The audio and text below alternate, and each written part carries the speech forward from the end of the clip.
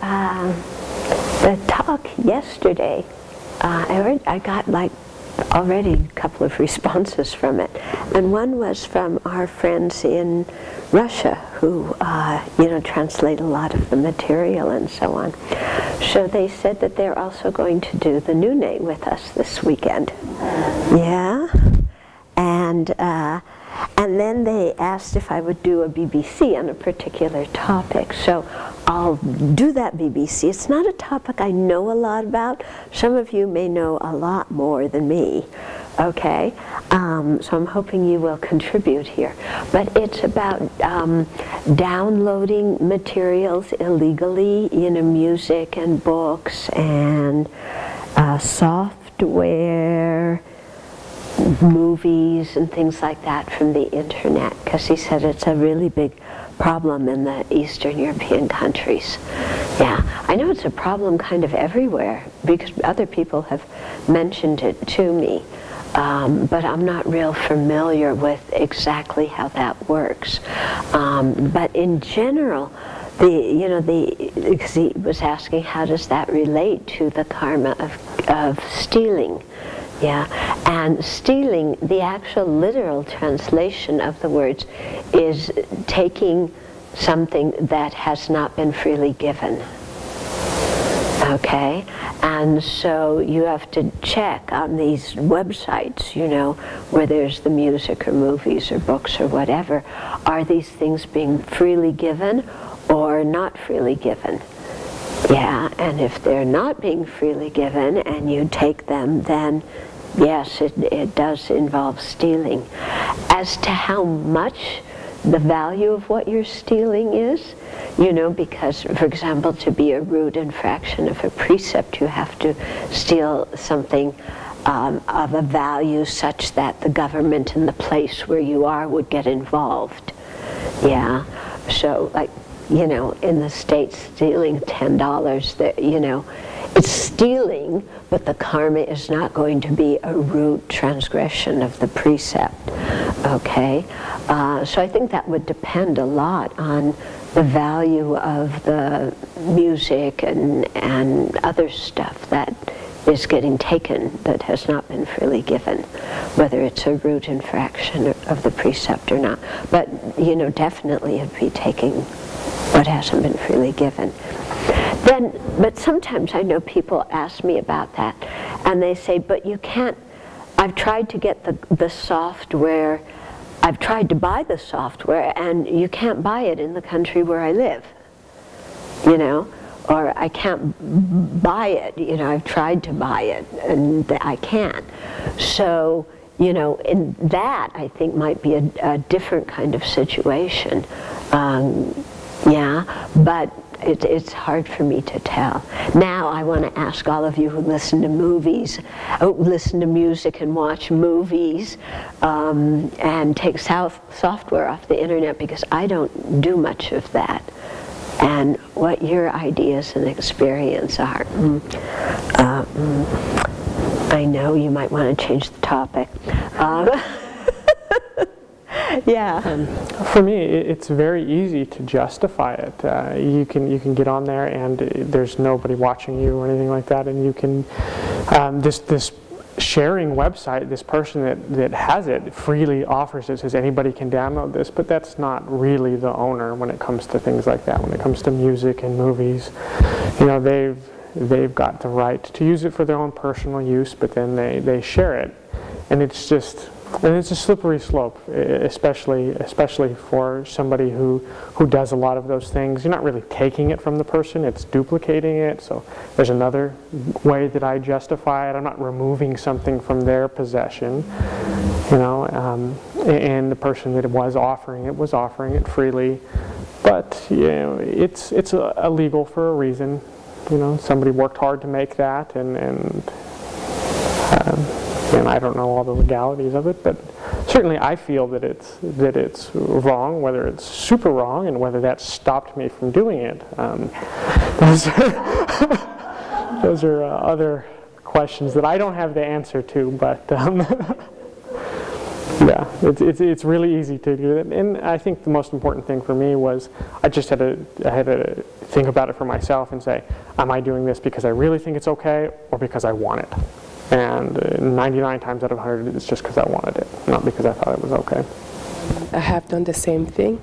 At the beginning I didn't know, so for me it's movies that I have watched, but I've learned that those movies were downloaded without the permission of the makers of the movies. And then I started to feel uncomfortable about it. I did reduce it, but I still kept like the attachment. And I went and watched a few movies. But knowing that it was illegal and the people who were downloading them illegally, then that wasn't a good feeling of watching those movies anymore. Yeah, so now I don't do it anymore.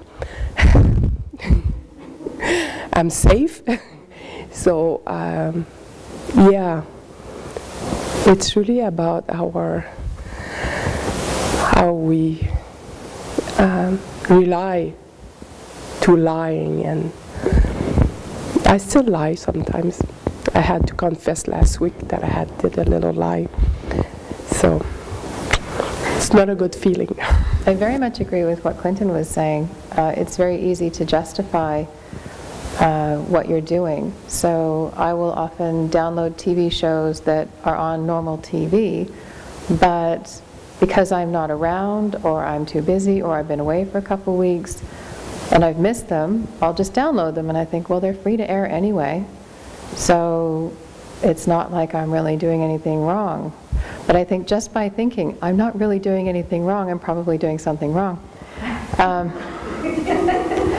I have collections of movies, I have collections of music. When I've been traveling, I've often traded music, I've traded movies, I've traded Dharma. I've got tons and tons of Dharma that I've downloaded, books and all kinds of different things. And yeah, it's one of the things that's stopped me from taking refuge, because I think, oh, then I can't download anything anymore, because that'd be really bad. So it's, I think it is a really hot topic for people. It's not just in the East, it's in the West, it's everywhere. I was talking to a waitress about a month ago, and she was saying that she got a letter in the mail from the internet provider saying they had to stop downloading so much because they could tell what they were downloading, and they could tell they were downloading illegal stuff, and they were told to stop doing it. That's the first time I've ever heard of that.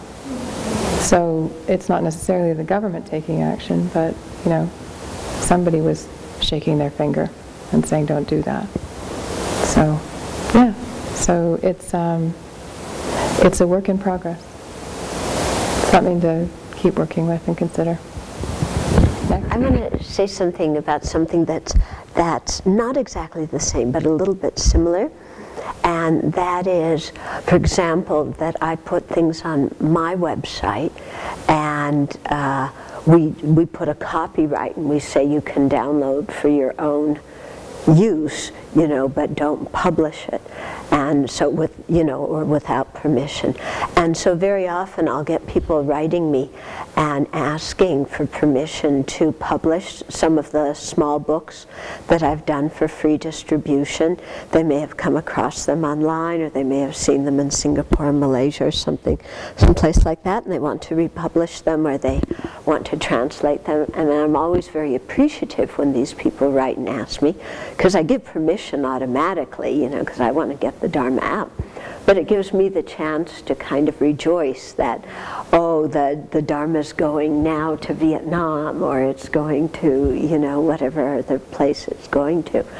I don't know if people have ever downloaded any of my stuff and published it. Oh wait, I did hear one time that somebody in Taiwan did that, but there's no way of me tracing it.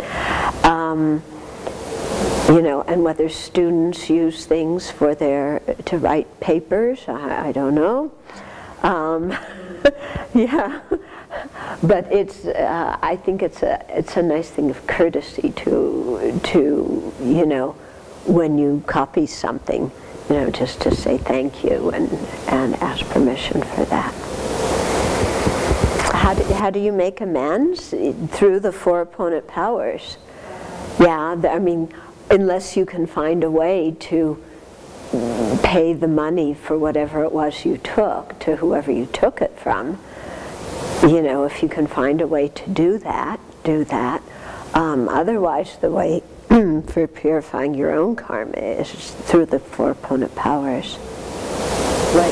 What Clinton does is he would go purchase it after downloading it illegally because he felt bad and like this. Okay, this is a way to, so that at least the person gets whatever revenue was coming to them from somebody having watched it.